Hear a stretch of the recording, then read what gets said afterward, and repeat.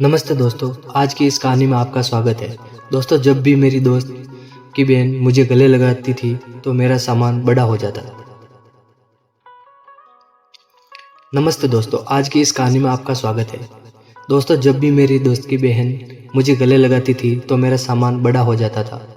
फिर मैंने तुरंत उसे गले लगा लिया और मज़े लेने लगा। मैं एक दिन प्रोग्राम के लिए उनके पास आया था। कुछ दिन बीत गए। एक दिन सुबह का समय था। जीजाजी काम पर गए हुए थे और दीदी ने मुझे नाश्ता दिया और कहा मैं नहा कर आती हूँ। तब तक मैंने नाश्ता कर लिया था और टीवी देखने बैठ गया था। तभी दीदी ने मुझे आवाज़ दी, मेरे कपड़े दे दो, कपड़े टेबल पर रखे हुए हैं। मैंने कपड़े उठाए और वहाँ से उनका अंडरवियर भी था।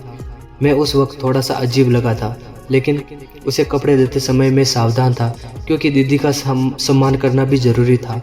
हालांकि मेरे मन में कुछ बदलाव आया था। मैं उनका रूप देखने लगा मानो वे मेरे सामने खड़ी हो। उसने मुझे वापस बुलाया और मैं बाथरूम की ओर चल गया। उसके कपड़े उसे दे दिए। उसने फिर दरवाज़ा बंद कर दिया और मैं भी वहीं रुक गया। दरवाजे की दरार से अंदर देखने के लिए उत्सुकता से खड़ा हुआ था। वहाँ कोई नहीं था, बस हम दोनों ही थे। दीदी नहा रही थी और अपने कपड़े बदल रही थी। मैं सिर्फ पिछला हिस्सा ही देख पा रहा था। थोड़ी देर बाद वह बाहर आ गई। उसके बाद मैं नहाने गया। नहाने के बाद कमरे पर तौलिया लपेटकर मैं बाहर आ गया और बोला, दीदी मेरे कपड़े दे दो। दीदी ने मुझे कपड़े दिए और मैं जल्दी से कपड़े पहनकर तैयार होकर रसोई में चला गया। दीदी रसोई में खाना बना रहे थे। तब मैं वहाँ पहुँचा तो उनसे मुझे गले लगा लिया। उस वक्त मैं उसके करीब रहकर खुश था। मेरे मन में कहीं ना कहीं ऐसा होने लगा। मैंने उनसे पूछा, क्या मैं कोई मदद कर सकता हूँ? उसने उत्तर दिया, नहीं, तुम यही चुपचाप बैठे रहो। फिर वे बातें करती, हंसती खेलती खाना बनाती। दोपहर के खाने के बाद हम बिस्तर पर चले गए। दीदी चादर ओढ़कर सो गई और बोली, तुम भी मेरे साथ सो जाओ, मैं आज बहुत थकी हुई हूँ। उसकी आवाज़ में कुछ खास था और उस पल कई सवाल खड़े हो गए। वे बोली, मेरा बदन बहुत दर्द कर रहा है। मैंने तुरंत दीदी से पूछा, क्या मैं आपके शरीर को दबा सकता हूँ, अगर आपको कोई दिक्कत नहीं है तो? उसने कहा, नहीं। मैंने फिर पूछा। मैं उसके पीछे पड़ा और बोला, दीदी बोलो, दर्द हो रहा है तो? उसने कहा, ठीक है। मैं धीरे धीरे उनके पैर दबाने लगा। उसके घुटनों तक पहुंचकर मैं रुका और अब उसका प्राइवेट पार्ट्स दिख रही थी। मैंने उनसे पूछा, दीदी ऊपर भी दबाना है क्या? तो वे बोली, हाँ दबाओ, मुझे आराम मिलेगा। उसके बाद मैं धीरे धीरे से उसके कपड़े उतार दिए और मैं उसका आकार देखकर, उस दृश्य को देखकर मुझे एक अलग ही अनुभव हुआ। उसी पल मेरा ध्यान उस चीज पर रुक गया और मैं पूरी तरह से भ्रमित था। तब तक दीदी ने बोला, अब रुको, मैं भी तुम्हारे पैर दबाती हूँ, तुम्हारे भी पैर दर्द कर रहे होंगे। वे मेरे पैर दबाने लगी और उनके कोमल हाथ के स्पर्श से मुझे बहुत अच्छा महसूस हो रहा था। उसने मेरे पैरों को दबाते हुए मुझे आराम दिया और फिर मैं वहीं सो गया। अब मुझे थोड़ा बेहतर महसूस हुआ। फिर भी मैंने उनसे पूछा, दीदी क्या मैं आपको गले लगा सकता हूँ? दीदी ने मुस्कुराते हुए जवाब दिया, क्यों नहीं लगाओ। वह बहुत होशियार थी और सब कुछ जानती थी। मैं छोटा था। दोपहर को हमें अच्छी नींद सोए। शाम को सब बातों का ध्यान रखा गया। शाम को उसके पति जी आ रहे थे और हमने खाना खाया। दीदी ने कुछ खास पकवान बनाए थे जिससे सबके चेहरे खिले हुए थे। वहाँ का पूरा माहौल खुशियों से भरा हुआ था। दीदी ने जीजा जी से के लिए बिस्तर नीचे हॉल में लगा दिए। उसके बाद में दीदी बिस्तर पर सो गए क्योंकि हम दोनों दोपहर में अच्छी नींद ले चुके थे, इसलिए हमें रात में नींद नहीं आ रही थी। रात में करीब 2 बजे हुए थे, फिर भी मुझे नींद नहीं आ रही थी। दीदी एक करवट से दूसरे करवट पर सो रही थी क्योंकि उसको भी नींद नहीं आ रही थी। कमरे में एक छोटा सा लाल बल्ब जल रहा था और बाकी कमरा अंधेरे में डूबा हुआ था। उस शांत वातावरण में हमारे मन में विचारों की लहर दौड़ रही थी। एक दूसरे के करीब होने के कारण उस पल का रहस्य हमारे दिमाग में घूम रहा था। मैं दोस्त और दीदी अंधेरे में जाग रहे थे। उसने मुझे कहा, शांत रहो, सुबह के 3 बजे है। और फिर वह सो गई। सुबह हम देर से उठे। जीजाजी उसे जगाने आए और बोले, जल्दी उठो, मैं काम पर जा रहा हूँ। हम उनकी आवाज़ सुनकर जग गए और कुछ ही देर में नहाकर ताज़ा हो गए। दीदी ने मेरे लिए कुछ खास व्यंजन बनाए ताकि हमारे दिन की शुरुआत अच्छी हो सके। मेरे पसंदीदा भोजन की महक ने रसोई में एक विशेष माहौल बना दिया और जब मैं मुस्कुरा रहा था तो वह बोली, अब नाश्ता कर लेते हैं।